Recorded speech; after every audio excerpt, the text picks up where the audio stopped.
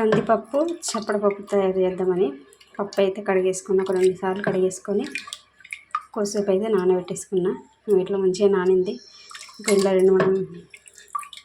2-3 పచ్చిమిర్చి, కొంచెం పసుపు, కొన్ని వాటర్ పోసేసుకొని మంచిగా ఇది మెత్తగా ఉడికే వరకు 2-3 చెప్పినా కదా. దీని అయితే నీళ్ళన్నీ అంటే మనం కడుక్కొని వేస్ట్ వాటర్ ఉంటాయి కదా, అదంతా వంపేసుకున్నాం, కడిగేసుకొని. ఇప్పుడు ఫ్రెష్ వాటర్ అయితే పోసేసుకొని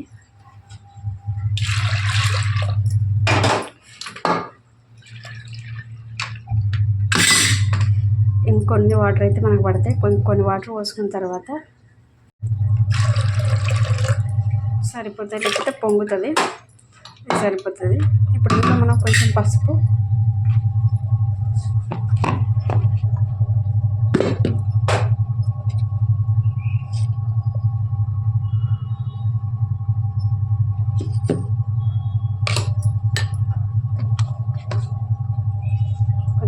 వేసుకున్నాం కదా, కొన్ని పచ్చిమిర్చి వేసుకోవాలి. ఇప్పుడు నేను ఒక 4-5 పచ్చిమిర్చి కొంచెం దీన్ని మొత్తం ఇట్లా ఇరగొట్టేసుకొని వేసుకుంటున్నా.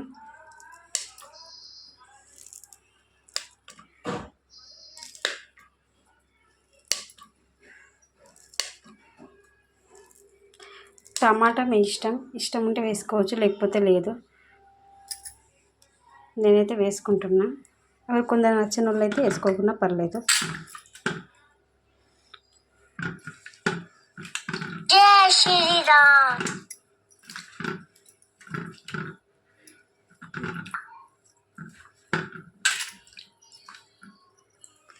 ఈ 3 టమాటాలు అయితే వేసేసుకుంటున్నా. ఇది కొంచెం ఖరాబ్ అయింది కదా, తీసేసి 2 సగం టమాటా అయితే వేసుకుంటున్నాను. ఇది పచ్చిమిర్చి వేసుకున్నాం, టమాటా వేసుకున్నాం, పసుపు వేసుకున్నాం కదా. ఇప్పుడు మనం కొంచెం అల్లం ఇష్టం ఉన్న వాళ్ళు వేసుకోవచ్చు, లేకపోతే లేదు. అల్లం టమాటా 2 నచ్చితే వేసుకోవచ్చు, లేకపోతే లేదు. టమాటా అల్లం 2 ఇవైతే పచ్చిమిర్చి పసుపు మాత్రం వేసుకొని ఉడకబెట్టేసుకోవాలి. కొంచెం పప్పు అనేది నానితే తొందరగా ఉడుకుతుంది, కొంచెం మెత్తగా ఉడుకుతుంది. కొంచెం ఆయిల్ అయితే వేసుకుంటాం, సరిపోతుంది. మూత పెట్టేసి ఉడికిచ్చేసుకోవాలి.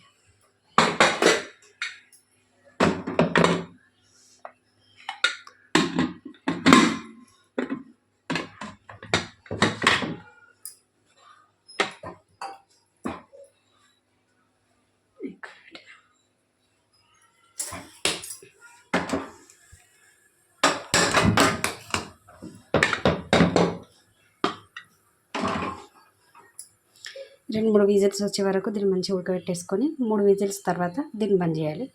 బంద్ చేసి పప్పు రుబ్బుకొని మనకి ఎంత వాటర్ కావాలో అంత వాటర్ అయితే పోసేసుకొని మంచిగా కలిపేసుకొని బగారిచ్చేసుకోవాలి. కొంచెం మసాలా పెట్టాలంటే మసాలా పెట్టుకోవచ్చు, లేదు అంటే అంతే ఉంచుకోవచ్చు.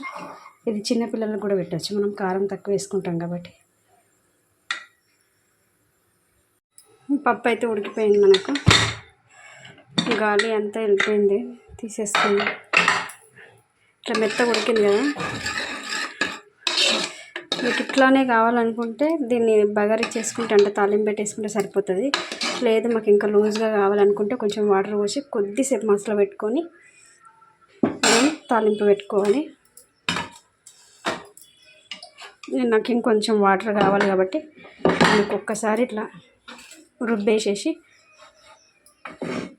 వాటర్ అనేది పోసుకొని పెట్టుకుంటా. కొంచెం మరీ చిక్కగా కాకుండా కొంచెం పలచగా.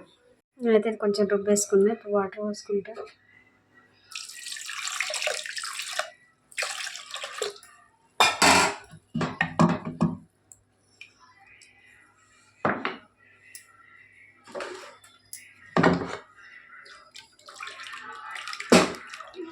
ఇప్పుడు దీన్ని మనం కొంచెం వేడి చేసుకోవాలంటే కొంచెం మసలించుకోవాలి.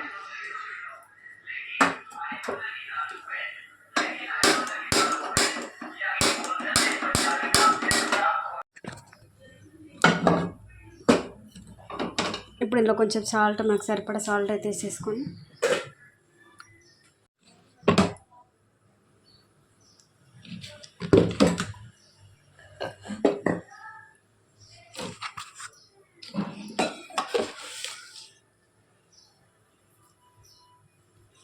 సాల్ట్ అయితే వేసుకుంటున్నా. మీకు ఎంత సరిపోతే అంత సాల్ట్ టేస్ట్కి తగ్గట్టు వేసుకోండి. నాకైతే 3 చెంచాలు సరిపోతుంది. ఇది కారం తక్కువ వేసినాం కాబట్టి కొంచెం సాల్ట్ వేసినా కానీ మనకు చప్పగానే ఉంటుంది. ఒకసారి కలిపేసుకొని కొద్దిగా ఇది మసిలిన తర్వాత మనం తాలింపు అనేది పెట్టేసుకుందాం.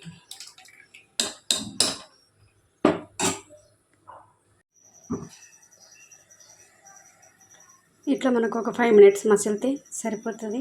మసిలిన తర్వాత తాలింపు పెట్టేసుకుందాం.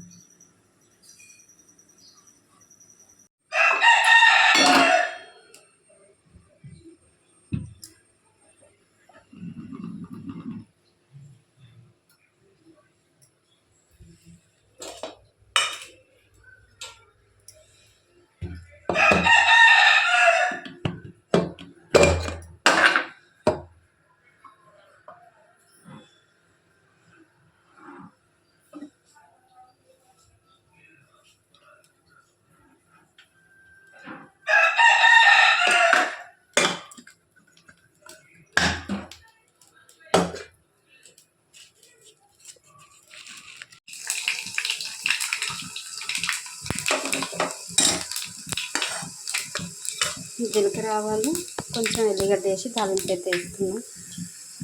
అవి ఎక్కడ గిట్ట వచ్చాయని కొంచెం దూరం వెళ్ళిపోయింది భయం.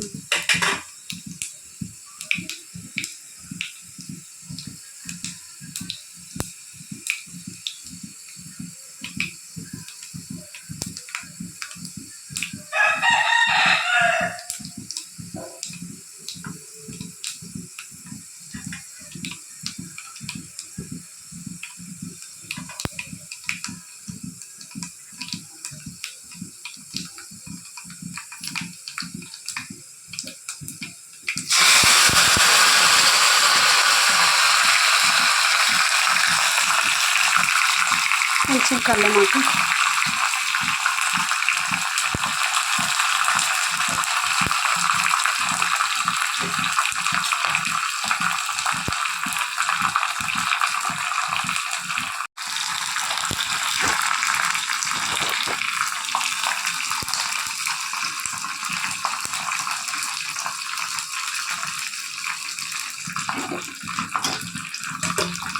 పొయ్యి అయితే ఆపేసుకున్నాం.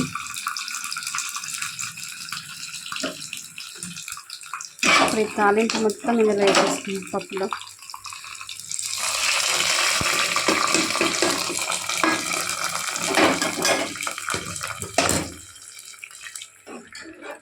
ఒకసారి మొత్తం కలిపేసుకొని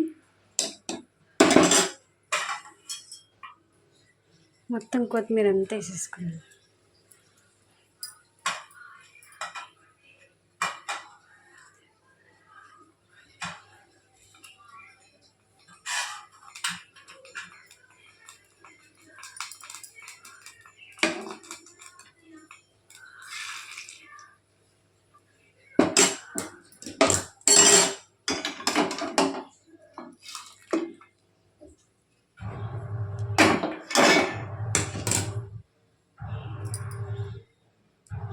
ఇది మన వేడి వేడి చప్పడపప్పు పప్పుచారు రెడీ అయిపోయింది.